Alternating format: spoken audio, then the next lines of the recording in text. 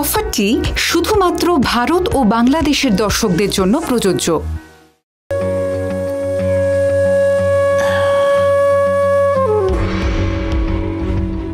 বাহ, ওয়ান্ডারফুল।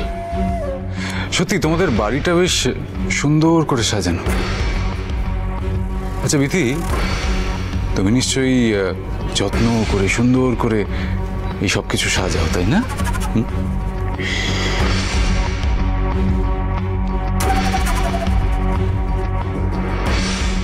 বিথি, আচ্ছা আমি একটা কথা বললো, তুমি যখন তোমার স্বামীর সেবা যত্ন করো আমার কথা একবার মনে পড়ে?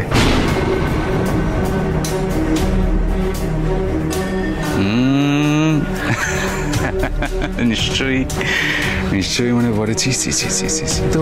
তো মহাপাপ, এই পরপুরুষের কথা মনে করে স্বামীর সেবা যত্ন করছো, তোমার নরকেও স্থান হবে না। বেরিয়ে যাও, যাও, বেরিয়ে যাও এখান থেকে, এক্ষুনি বেরিয়ে যাও, যাও। এখনই? এখনই? এখন তো সবে খেলা শুরু।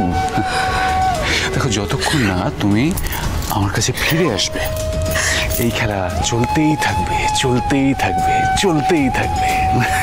তুমি যদি আমার সাথে এই খেলা খেলতে থাকো তাহলে আমি তোমাকে খুন করতে দুবারও ভাববো না, তোমাকে মেরে আমি নিজে মরবো।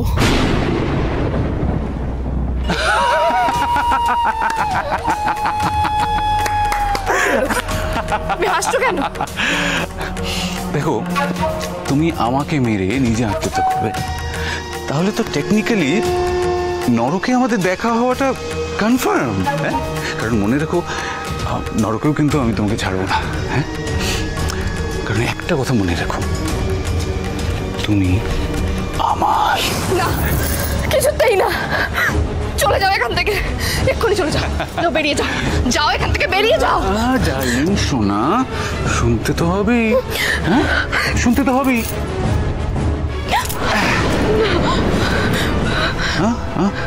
ডোন্ট ওয়ারি,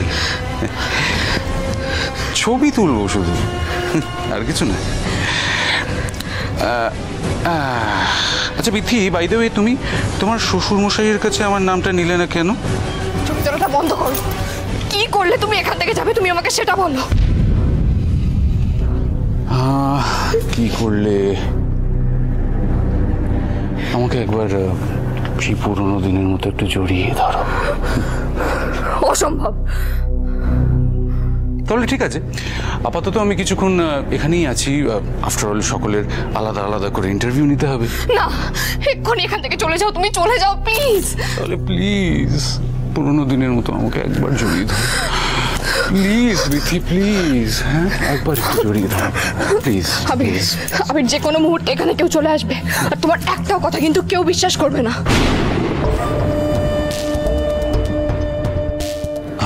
আমি ভয় পেয়ে গেলাম বিথি। আমি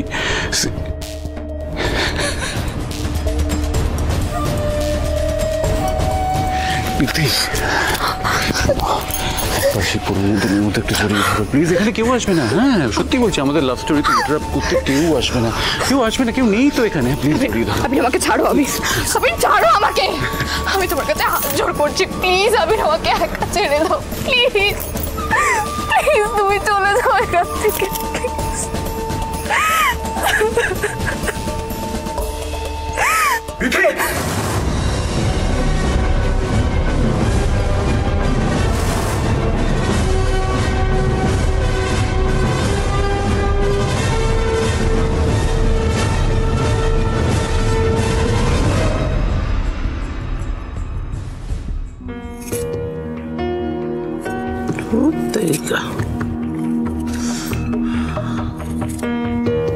আমার মাদার ইন ল আমাকে এই বাড়ির ছেলে হিসেবে ভেবে উঠতে পারেননি।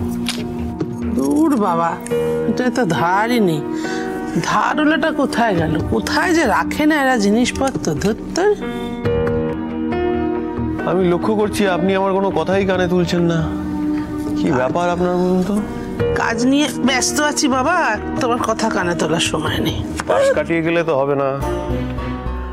শুনুন মাদার ইন ল, এই মাদার কথাটার মধ্যে না একটা মা আছে, মানে আপনি তো এক রকমের আমার মা হলেন। তা মায়ের কাছে ছেলে এইটুকুনি তো জানতেই পারে। কি তাই না? মা বলে ডাকবে অথচ মায়ের সম্মান দেবে না, সেটা তো হতে পারে না, তাই না? মা, এ আবার কবে হলো? আমি আপনাকে সম্মান দিই না, এটা আপনি বলতে পারলেন মাদার ইন ল?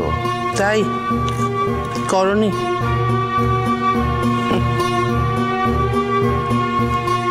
হাসপাতাল থেকে বাড়ি অবধি কম চ্যাটাং চ্যাটাং কথা তুমি শুনিয়েছো আমাকে? সেই অপমানজনক কথাগুলো কি আমার পাওনা ছিল? ছিল না, না? হ্যাঁ। বর্ষাকে নিয়েও কম ঠেস দাওনি তুমি আমায়।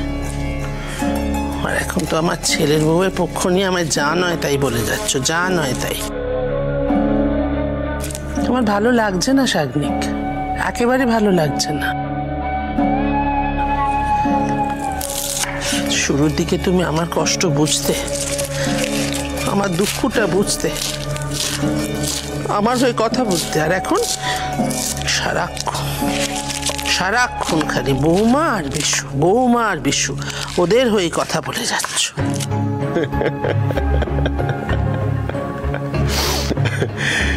হাসছো?